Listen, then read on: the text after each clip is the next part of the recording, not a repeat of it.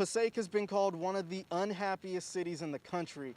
So how are folks here making out during the days of COVID-19? We checked in to see. A rainy day is the least of anyone's worries here. This is what life for folks in Passaic looks like in the days of the coronavirus.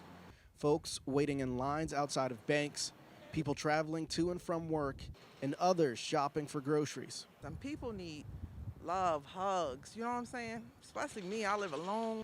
So how are people coping in an immigrant-rich city of 70,000 people where a quarter of the population doesn't have health insurance and where a third of the population was already living in poverty before the pandemic even hit? I lost a brother a week ago. I lost a brother to the virus, yes. Some families are grieving in ways previously thought unimaginable. We weren't able to see him at all.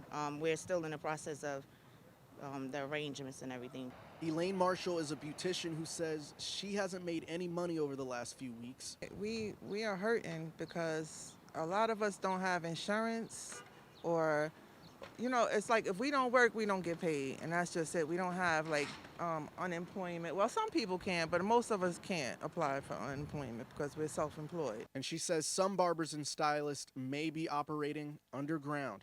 I hear a lot of barbers are going around like, you know, I guess they doing house calls and stuff, but I can't even blame them because what you gonna do? You gotta eat.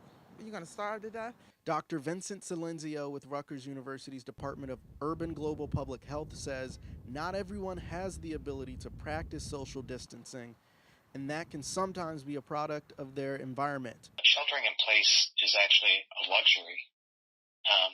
If you have enough resources, you're able to do this luxury.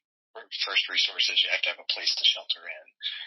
Second resources, you have to have the ability to store what you need in order to stay in. The third is that you have to have the resources to be able to obtain the first two. Still, some are holding out hope that the lessons learned in crisis will only make this city stronger. I believe that this will change us in a lot of ways for the better.